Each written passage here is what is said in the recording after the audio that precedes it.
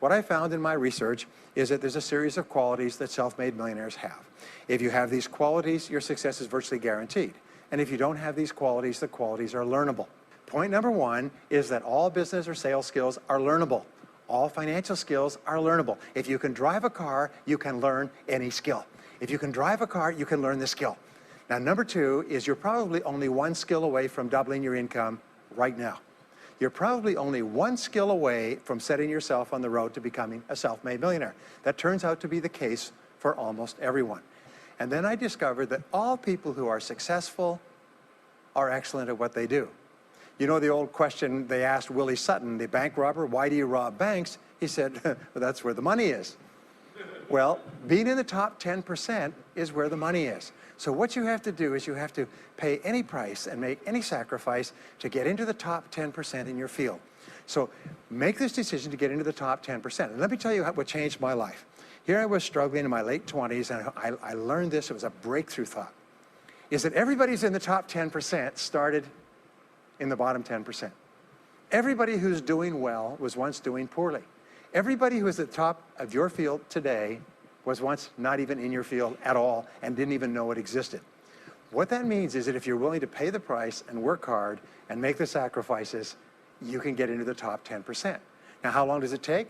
It doesn't take a week or a month. Most people are really impatient. And to achieve mastery in your field takes 5 to 7 years.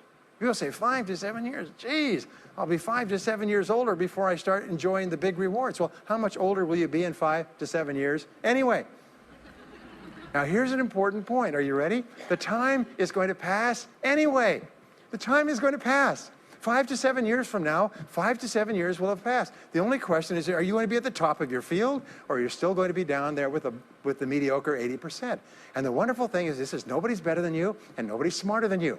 If anybody else is at the top of their field, it means that you can be at the top of your field. Just go to them and find out how they got there, because they started at the bottom. Now, it may take longer for some people and less for others, but everybody who puts one foot in front of the other and keeps moving eventually gets there. Next is refuse to consider the possibility of failure. It's the most amazing darn thing is that the fear of failure is the greatest single obstacle to success in adult life. And it's not failure itself, because each one of you is a professional failure. Each one of you has failed over and over and over again. Isn't that true? All of us fail. All human beings fail over and over. 9 out of 10 things that we try don't work out the way we expected. We have failures in relationships and in jobs and in careers and investments and everything. It's not the failure that holds you back. The failure makes you smarter. We say that it is the fear of failure, not failure, that holds you back. And the way that you overcome failure is you never consider the possibility of failure. The rule is this, is there's no such thing as failure, there's only feedback.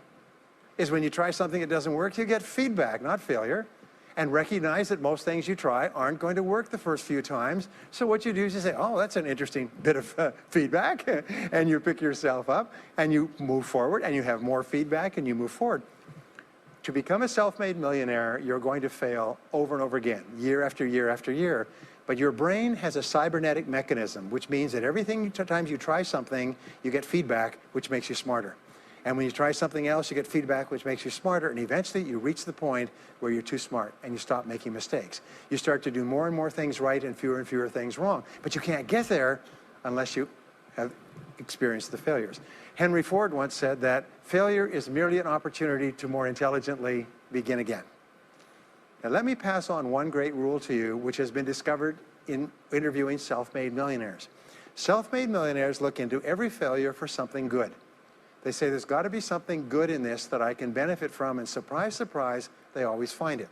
Second is, self-made millionaires always seek the valuable lesson in every setback or obstacle or temporary failure, and they always find the lesson.